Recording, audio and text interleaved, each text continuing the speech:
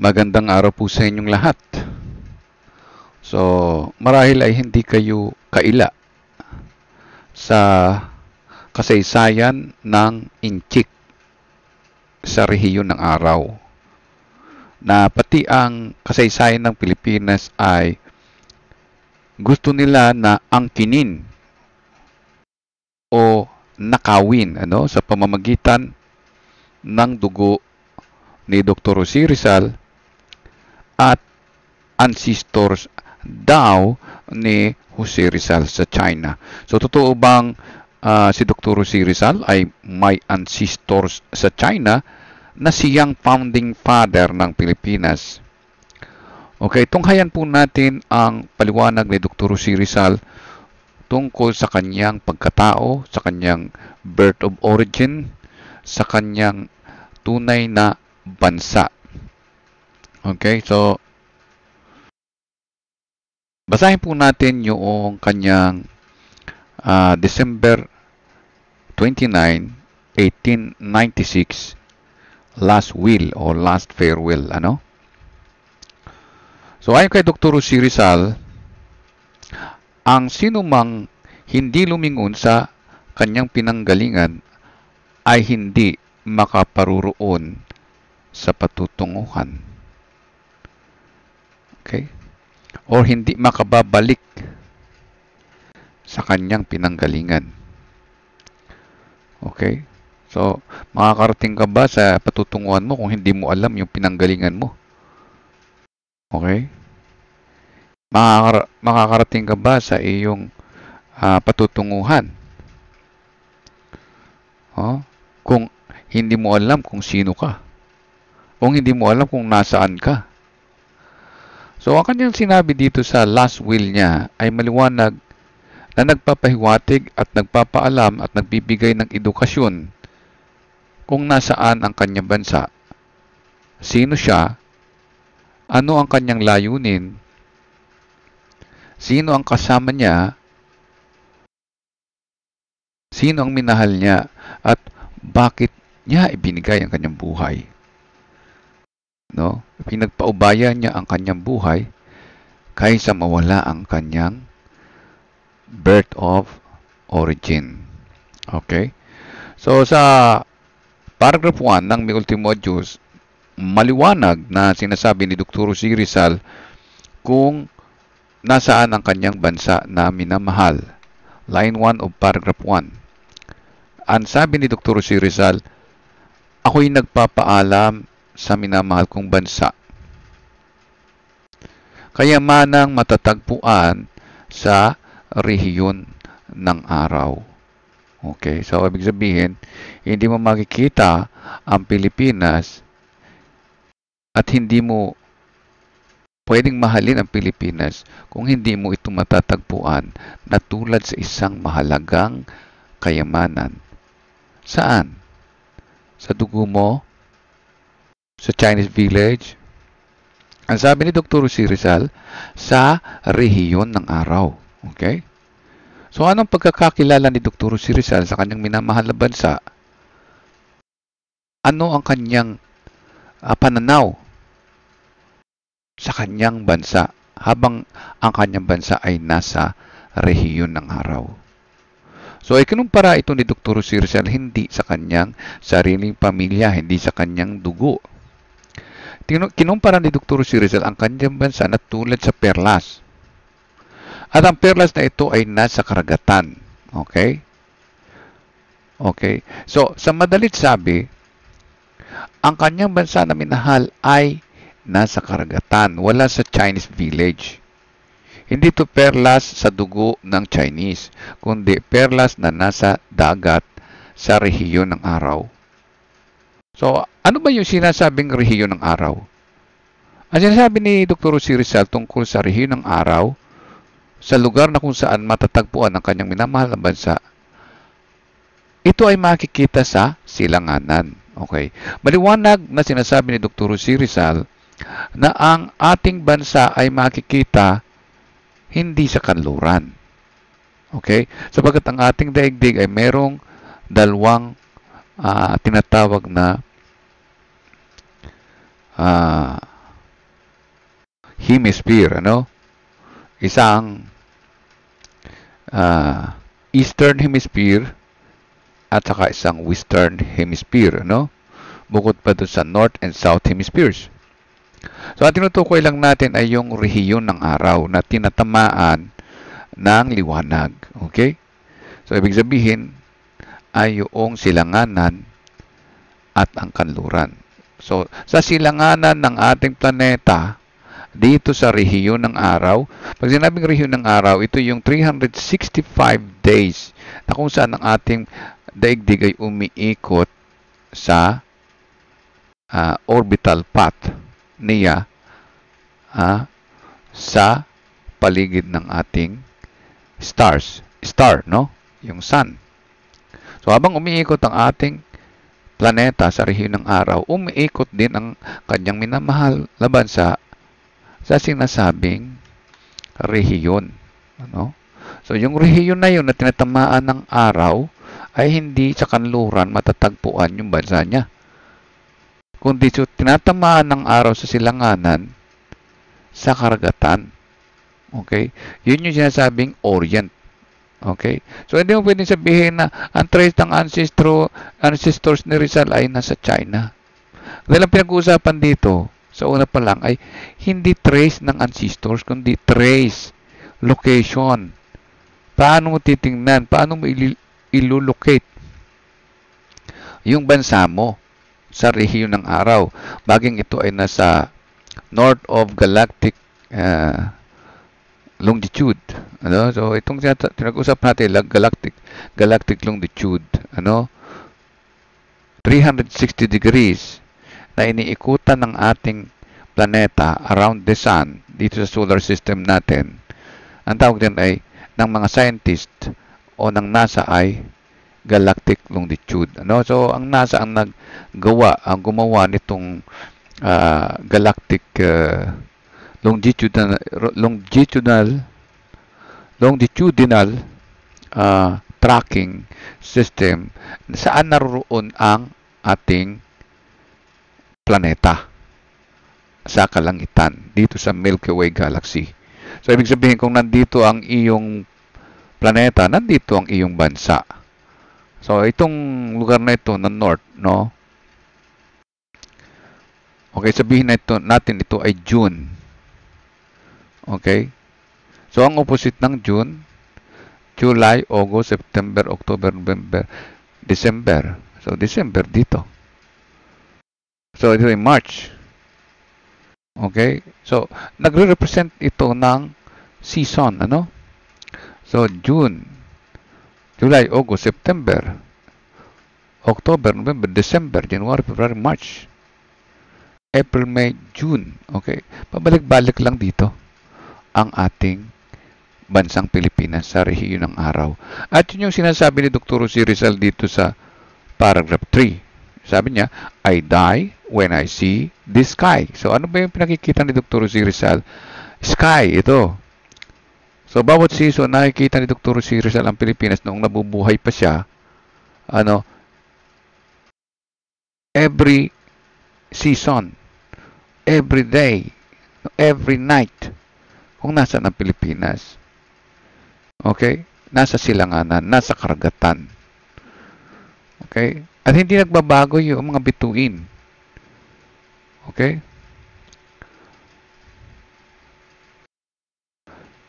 Ang sabi niya, and may it be gilded by the reflection of the heavens newly born light. Okay? So, ang gusto kasi ni Dr. Jose Rizal, no? After niyang mamatay, after niyang mawala ang kanyang buhay, alalahanin ng Pilipino kung saan makikita ang Pilipinas. Di makikita yung ancestors mo. Ang pinakikita ni Dr. Jose Rizal, saan mo babalikan? Kung halimbawa lumipad ang spacecraft mo, kung halimbawa ay lumipad ang eroplano, kung halimbawa ay umalis ang barko sa pantalan, saan ka babalik? Saan sa rehiyon ng araw? So, ang pinakikita ni Dr. Jose Rizal dito ay we have to look back from our beloved country. So, anong bansa yung sinasabi niya na nasa rehiyon ng araw? Okay, maliwanag na hindi ancestors ng China. Natulad ng sinasabi ni Xi Jinping, So, wala si Dr. si Rizal minahal na ancestors ng China sa rehiyon ng araw. Okay, ang minamahal niya at iniidolo ay ang Pilipinas. Mababasa natin yan dito sa paragraph 13. Sabi niya, my idolized country, sorrow of my sorrows. So, itong bansang ito na Pilipinas, sabi niya, beloved Pilipinas, hear my last goodbye. So, nagpaalam siya ay sa Pilipinas. Sa paragraph 1 ng May Ultima Diyos at paragraph 13, nagpaalam siya ay sa Pilipinas, hindi sa ancestors ng China. Okay, sabi niya, hear my last goodbye. Okay? So, ang pinakang-focus ni Dr. Rizal ay yung bansa niya na kung saan doon niya iniwan yung mga magulang niya. Hindi mo pwedeng baliktarin na yung bansa niya na minamahal, iniwan niya sa magulang niya. Sabi niya, sa iyo o aking bansang minamahal, bansang iniidolo, Pilipinas kong mutya, ay ipinagtatagbiling ko at iniiwan ko ang aking mga magulang at ang aking mga iniibig. Okay? Wala si Dr. Rizal na iniwan na parents at saka mga iniibig sa karagatan ng silanganan. Okay, iniwan niya yung parents niya at yung kanyang iniibig sa bansang Pilipinas. Dahil yung bansang Pilipinas, yun ang tinatawag niya sa paragraph 2 na home and country. Yun ang ipinaglaban nila nung mga katipunero. Okay? In field of battle, deliriously fighting, other give you their lives without doubt, without regret. The place matters not, where there's cypress, laurel, or lily. On a plank of open field, in combat or cruel martyrdom, it's all the same. If the home and country ask.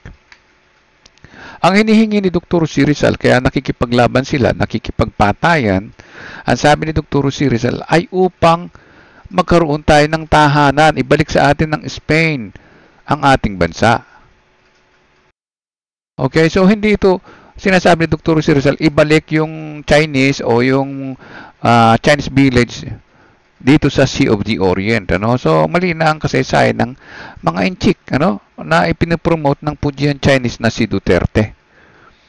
Okay, so itong mga witchcraft stories na ito ay mga Pujian Chinese na galing sa China na nasa Pilipinas, nasa gobyerno ng Pilipinas ngayon.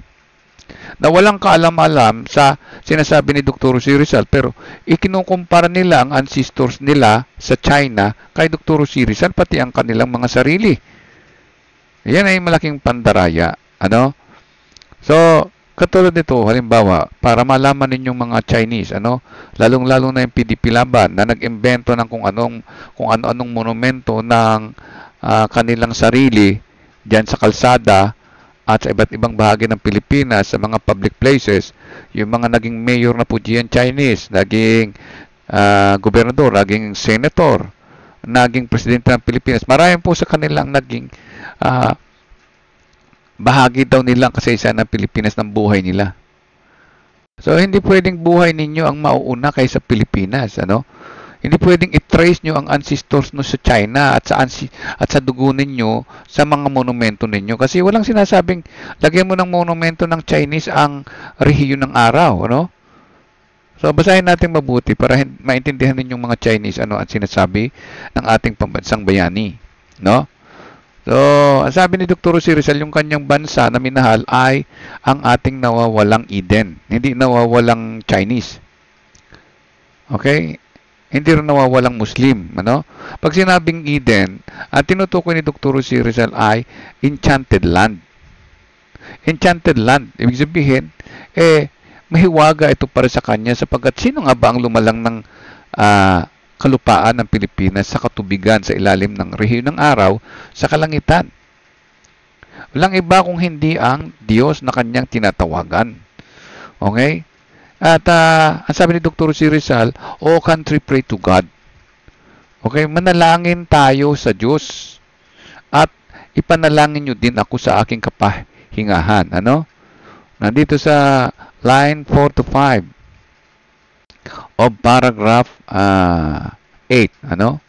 And in serene afternoons, when someone prays for me, no, O country, pray to God also for my rest. Okay. So, gusto ni Dr. Rizal tumawag ang bansang Pilipinas doon sa Diyos na lumalang ng enchanted land. Yung sinasabing Lost Eden. Hindi enchanted blood. Hindi mo pwedeng convert na ang Eden ay blood of Chinese ancestors or enchanted blood of those people who originated from Xionqi village or from Jinjiang City na tulad nila Robredo. So, yung mga monumento ng mga Robredo sa Naga City, tanggalin niya dahil hindi yan ang ibig sabihin ni Dr. Rizal na pagtulay-tulay ninyo yung mga monumento ng Fujian Chinese. So, katulad ni Ruben Padilla, yung ancestor niya, nagkunwaring martir. Eh, sino bang gumawa ng sariling pagkamatay ninyo? Ang pumatay doon kay Roy Padilla Sr. ay NPA. Sino ang nagtatag ng NPA? Hindi ba Fujian Chinese din? Si Jose Mare Sison, taga Xiamen, taga Fujian. So kayo nagpapatayan para makontrol ninyo yung resources ng Pilipinas. Ang nagtayo ng NPA ay itong tatay nito, si Benigno Aquino Junior, si Ninoy Aquino at saka si Jose Mare Sison, marami sila. Si Cory Aquino, kaibigan ni General Jefe at sinasabi pinsan daw ni Dr. Rosie Rizal. Hindi tungkol sa pakikipag-kamag-anakan sa mga inchik ang sinasabi ni Dr. Rosie Rizal. Kasi ang sinasabi ni Dr. Rosie Rizal ay ibinigay niya ang buhay niya sa lupain ng Pilipinas. Lupain na nilalang ng Diyos. Sabi niya, to you, eagerly I surrender this sad and gloomy life. And were it brighter, fresher, more florid, even then I'd give it to you. Ang pagkamatay ni Dr. Rosie Rizal ay pagbibigay ng buhay sa kanyang bansa. Hindi yung kukunin mo yung bansang Pilipinas, gagawin mong bayan, at yung Pilipinas mamatay sa iyong dugo.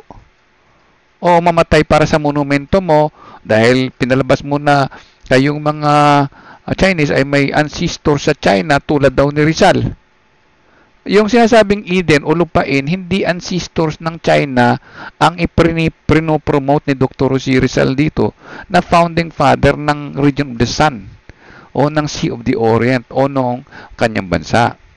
Ang sinasabi ni Dr. Rosie Rizal dito ay, my idolized country, sorrow of my sorrows. Beloved Filipinas, here my last goodbye. There I leave you all my parents, my loves. Hindi inawa ni Dr. Rosie Rizal sa Chinese yung kanyang parents, yung kanyang love, yung mga iniibig niya. Iniwan niya ay sa Pilipinas, yung iniudulo niyang bansa. Ang sabi niya, lilisan ako na dapat sa aking bansa, sa bansang Pilipinas, walang mamamatay tao at walang oppressor. Eh, sino ba yung mamamatay tao at oppressor? Eh, hindi ba yung ginawa ng mga Fujian Chinese na revolutionary government? Yung sinasabing Communist Party of the Philippines na itinatag ng mga hukbalahap nitong nila Ramon Magsaysay. Si Ramon Magsaysay ang gumawa ng Chinese Chamber of Commerce. Yung Chinese Chamber of Commerce ay binubuo nila Lucio Tan, nila Henry C. Na siya ang nagnakaw ng history at dugo ni Rizal diyan at dinala diyan sa Jinjiang. May movie diyan sa na sila involved sa pagnanakaw ng kasaysayan ng Pilipinas. At kung ano-anong revolusyonaryo na sinasabi nila na walang kinalaman dito sa kay Andres Bonifacio. Dahil dito sa paragraph 2, ang sinasabi ni Dr. Rosie Rizal sa Ultima Diyos, ang pinaglalaban nila ay home and country, hindi yung revolution ng Chinese ancestry. Okay, so mapapansin natin na itong mga witchcraft historians na ito ay mali ang kanilang ginagawa o illegal. Ito ay panlilin lang. Okay. So, pag-aralan natin mabuti yung sinasabi ni Dr. Rosie Rizal, Pag binasa mo ang combination ng paragraph 1 and paragraph 13 ng May Ultima Diyos, So, iba yung childhood friend ni Dr. Rosie Rizal. Okay. Iba siya doon sa sinasabing sweet foreigner. Pag sinabing sweet foreigner, native yan sa ibang bansa. At sinasabing childhood friend ni Dr. Rosie Rizal, yung mga native sa kanyang bansang sinilangan o tahanan ng ating lahi. Ano? Ang ibig sabihin ng salitang Eden ay tahanan ng ating lahi or sinasabing motherland. Ano? Ang salitang Eden ay hango sa salitang Hebreo. Mababasa sa Genesis chapter 2 verse 7 and 8. Ano? Na nilalang ng Diyos ang unang tao sa lupain na kanyang ginawang garden. So, yung garden na Eden na sinasabi ay Diyos ang lumikha. Okay, so ibig sabihin, maliwanag na ang lupain ng Pilipinas ay Diyos ang lumikha. Ang mga taong nasa Pilipinas ay Diyos ang lumikha. Yan ang ibig sabihin ni Dr. C. Rizal. So, ibig sabihin ng Eden ay land of creation. God created man according to His own likeness, according to His own image. Okay? Hindi mo pwedeng sabihin na God created Pilipino according to Chinese image, kundi according to God's image. Yun ang ibig sabihin niya. Kaya hindi mo pwedeng i-reverse ang kasaysayan ng Pilipinas para yung salitang Eden ay i-attach mo doon sa history ng Chinese garden na ginawa ni Jaime Marcos para dito sa Chinese Chamber of Commerce. Dapat buwagin ang mga Chinese garden sa Pilipinas at mga Chinatown. Ibalik yan doon sa Chinese province dahil ang Pilipinas, ginagapang nitong mga inchik dahil ito ay sawa. Ang salitang Eden ay hindi tirahan ng mga sawa. Hindi ito bahay ng dragon, ng mga dragon. Ano? Ang Eden ay land of creation. Pinalayas nga dyan yung si Satanas. Yung nanglilinlang o yung nangluloko, yung budol-budol, pinalayas dyan. Dahil binigyan ng kung ano-anong propaganda yung mga nakatira dyan at kinain naman ng mga taong nandyan yung propaganda nitong diablong ito. So, tayong mga Pilipino, huwag nating kainin kung anong ibigay ng dragon. Ano? Basahin natin mabuti yung ating kasaysayan. Ano? Hindi ipromote ni Dr. C. Rizal na ang salitang Eden ay Chinese garden ng ancestors of China. Okay, ito ay tahanan at bansa natin na nasa rehiyon ng araw. Okay? So, hindi mo pwede i-convert na dugo mo yan, kahit ikaw Pilipino. Hindi mo pwede tawagin na dugo mo yung Eden. Ano? Okay? Yan ay lupain na kung saan dyan tayo nilalang. Ang ibig sabihin ni Dr. C. Rizal, we have to look back from the nation of God. We have to look back from where the soul of Filipino was created by God from the dust of the ground. Ano? So, yan ang paliwanag dyan. So, hindi mo pwedeng tawagin ng salitang Eden. Dyan dumating ang Pilipino galing sa Taiwan, and from Fujian going to Taiwan, and from Taiwan going to Philippines. Walang buto na ng Pilipino na galing sa Taiwan. Yan ang kadalasan sinasabi ng mga witchcraft historians. Pinagtutulay-tulay nila ang kasaysayan ng Fujian na ang birth of origin ng Pilipinas ay hindi galing sa Pilipinas, galing sa Taiwan, at yung China naman, itinutuloy naman na yung Taiwan ay province nila.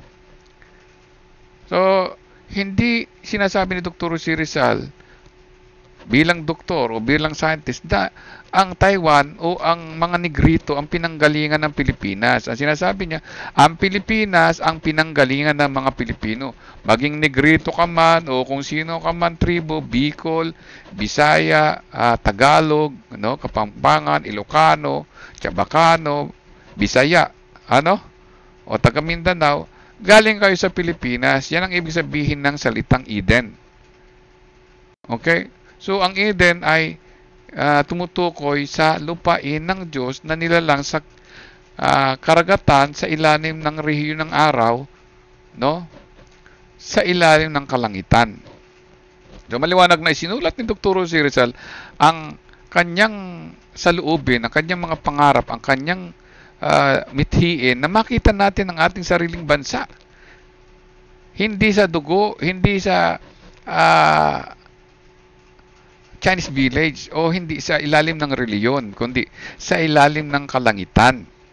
Binigay na ito ng Diyos by default sa atin. Yung ibig sabihin sa simula pa. Inihanda na ito ng Diyos para sa atin. Bakit itinatanggi natin ng ating sarili at sinasabing ito ay pag-aari ng ancestors ng China o pag-aari ng Arabo? Pupunta pa kayo doon sa Arabo, sasanib kayo sa Muslim, niloloko lang pala kayo ng Arabo, at kukunin ang langis, ang resources, pagkatapos alipin tayo sa bansa natin. Di ba? Sino bang maghahari doon sa Pilipinas? Muslim ba? Kristiyano ba? Di ba sinasabi ay ang hari dito sa Pilipinas ay ang Diyos. Ang Diyos ay walang reliyon. Hindi siya komunista, hindi siya Catholic, hindi siya Muslim. Okay? Yun po ang sinasabi ni Dr. C. Rizal. Okay, so maraming salamat po. Sana ay maunawaan nyo ang lahat. God bless.